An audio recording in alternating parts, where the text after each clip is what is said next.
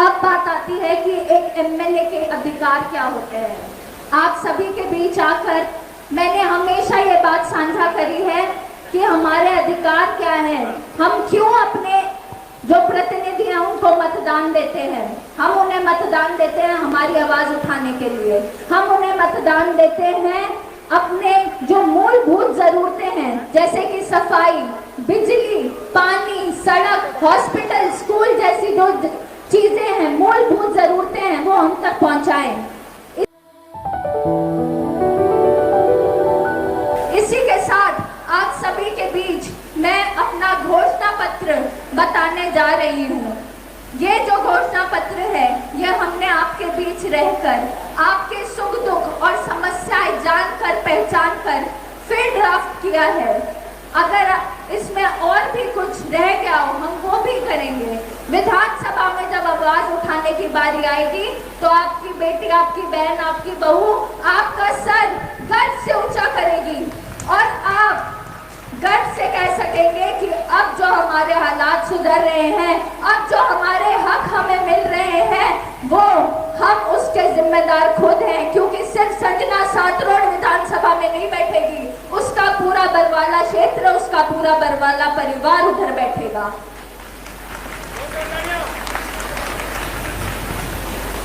घोषणा पत्र में जो हमने चीजें लिखी हैं वो आप सभी से साझा करना चाहती हूँ। पहला, कोई अमीर हो, गरीब हो या शिक्षित हो, अनपढ़ हो, सभी के घर हैं, सभी के परिवार हैं और सभी को रोजगार की जरूरत है। ये बात कहना कि सभी की सरकारी नौकरी लगेगी ये सरासर झूठ है। कोई नहीं लगा सकता। बहुत बच्चे कई सालों की मेहनत करते हैं फिर जाके उनको सरकारी नौकरी प्राप्त होती है। लेकिन हम रोजगार को बढ़ा कैसे सकते हैं? तो मैं सभी उन लोगों को बताना चाहती हूँ जो बरवाला क्षेत्र को पिछड़ा पिछड़ा पिछड़ा कहते रहते हैं, तो हम इस पिछड़े क्षेत्र को इंडस्ट्रियल जोन डी में डालकर फैक्ट्रीज और इंडस्ट्रीज अपने क्षेत्र में लाएंगे। जो भी फैक्ट्रीज और इंडस्ट्रीज लगाएगा उसको जो सरकार है वो पूरे पैसे वापस करेगी, क्योंकि वो सब्सिडाइज होता है इंडस्ट्रियल जोन डी में। और जब इंडस्ट्रीज और फैक्ट्रीज हमारे क्षेत्र में आएंगी तो रोजगार किसे मिलेगा? हमें, पढ़े लिखे को, अनपढ़ को, गरीब को, अमीर को, औरतों को। तो ये रोजगार बढ़ाने के लिए ये जो इंडस्ट्रियल जोन डी में अपने बरवाला क्षेत्र को लाने की जरूरत है वो आपकी बहन, आपकी बेटी, आपकी बहू संजना सातरोड करके रहेगी। इसी के साथ हम जब कुछ भी हमें उत्साह होता है, बहू बेटी की, अपनी बहनों की शादी होती है, बहुओं का जलवा पूजन होता है, बेटों की शादी होती है या कोई भी सुख की खबर होती है तो हम उसको बड़े उत्साह से मनाना चाहते हैं। लेकिन हमें क्या रोक देता है? हमारी जेब। अगर हमें कोई भी खुशी होती है हमें पहले अपनी जेब की तरफ देखना पड़ता है और ये मैं होने नहीं दूंगी। हमारी खुशी है, इसको हम हर्ष और उल्लास से मनाएंगे। इसके लिए हमने ये सोचा है प्रत्येक गांव में 2 से 4 एकड़ की जगह ली जाएगी और उसमें सामुदायिक केंद्र बनाए जाएंगे। सामुदायिक केंद्र में 500 लोगों का कम्युनिटी सेंटर जिसमें खाने पीने की व्यवस्था करवाई जाएगी। अगर किसी को कोई भी ओकेजन सेलिब्रेट करना है, बेशक वो शादी, ब्याह, जलवा पूजन, हैप्पी बर्थडे, सालगिरह कुछ भी हो, उनको बस एक निःशुल्क पर्ची कटानी है और खाने की सामग्री लेकर जानी है और बाकी निःशुल्क रहेगा 500 लोगों के लिए कम्युनिटी सेंटर। उसी सामुदायिक केंद्र में एक लाइब्रेरी बनाई जाएगी जो शहरी स्तर की लाइब्रेरी होगी, ताकि जो बच्चे हैं जो पढ़ना चाहते हैं, तैयारी करना चाहते हैं, उन्हें अपने गांव से दूर ना जाना पड़े। उसी सामुदायिक केंद्र में ओपन जिम होगा वर्जिश के लिए। हम कहीं पे भी जाते हैं, दुख दुर्घटना की खबर सुनते हैं, हमें एक ही बात सुनने को मिलती है कि 30 साल का था, 40 साल का था, हार्ट अटैक हो गया। ये क्यों हो रहा है? क्योंकि हमारे पास वर्जिश के साधन नहीं है, हमारे खान पान में मिलावट है। तो ये हमारा कर्तव्य बनता है कि हमारे पास वो सभी सुख सुविधाएं हो जिसके हम हकदार हैं। इस सामुदायिक केंद्र को मैं अपना मास्टरपीस कहती हूँ। क्योंकि ये सामुदायिक केंद्र प्रत्येक गांव में शहरी स्तर पे बनाया जाएगा। और अगर चीज 10 रुपए की बनाओ या 10 करोड़ की, अगर उसकी संभाल नहीं होगी तो फिर वो व्यर्थ है। इसीलिए उसकी मेंटेनेंस के लिए, उसको संभालने के लिए हम लोग 4 लोगों की उधर एम्प्लॉयमेंट करेंगे, नियुक्ति करेंगे, रोजगार देंगे।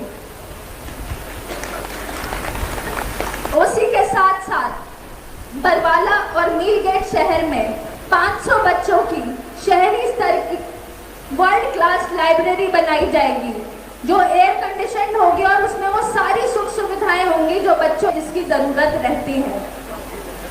तलवंडी राणा दरनाम, जहां से मैंने अपनी राजनीतिक शुरुआत करी, समाज सेवक के तौर पे अनेकों धरनों पे गई, कर्मचारियों के धरनों पे, किसानों के धरनों पे, मजदूरों के धरनों पे, कलाकारों के धरनों पे, पर 505 दिन तक जो संघर्ष चला वो हमारे तलवंडी राणा के धरने का चला।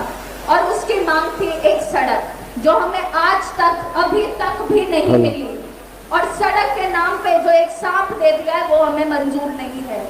इसीलिए हमने अंडरपास बनाने का ये सोचा है। विधानसभा में हम अंडरपास बनाने का पूरा आवाज उठाएंगे, लॉजिकल आर्गुमेंट देंगे, अपनी जरूरत बताएंगे तो कोई उस बात को नकार नहीं सकता। एक छोटा सा अंडरपास हवाई पट्टी के नीचे हमें वापस हमारी जीवनी दे सकता है। इसी के साथ साथ पढ़ाई और खेल के क्षेत्रों में जो हमारे पास इंफ्रास्ट्रक्चर नहीं है, बुनियादी ढांचा नहीं है, वो पहुंचाना भी आपकी बेटी की जिम्मेदारी रहेगी, आपकी बहन की जिम्मेदारी रहेगी। क्योंकि हमारे बच्चों में काबिलियत की कमी नहीं है, वो पढ़ाई में भी अव्वल है, वो खेल में भी अव्वल है। अगर कमी है तो हमारे अंदर कि हम उनको वो मौके नहीं दे पा रहे। हरियाणा प्रदेश के बच्चे हर बार हमारे देश का नाम रोशन करते हैं। बरवाला क्षेत्र में मैं खुद इतने खिलाड़ियों से मिली हूँ। हैंडबॉल के नाम पे अंतर्राष्ट्रीय स्तर पे हमारे देश को किसने रिप्रेजेंट किया? बरवाला क्षेत्र के बच्चों ने। कबड्डी में, हैंडबॉल में, यहाँ तक कि हॉकी में भी जो ब्रॉन्ज मेडल आया है वो हमारे बरवाला क्षेत्र का ही एक बेटा लेकर आया है। अगर हम ऐसे काबिल बच्चों को सही मंच दें, सही उनको बुनियादी ढांचा दें, इंफ्रास्ट्रक्चर दें, तो सोचो कि जिसके पास कुछ नहीं है उसने इतनी उड़ान भरी, जब उनके पास सब कुछ आ जाएगा वो कहाँ जाएंगे?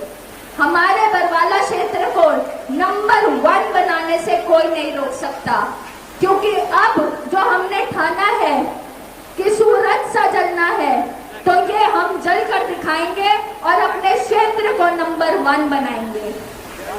मेरी जो जिद है, मेरा जो जुनून है, जिस आश्वासन पे मैं आपके बीच खड़ी हूँ, वो यही है कि बरवाला क्षेत्र में इस प्रकार सभी काम करने हैं कि इसे मॉडल विधानसभा क्षेत्र बना सकूं।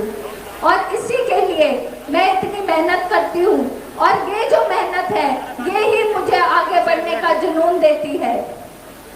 इसी के साथ साथ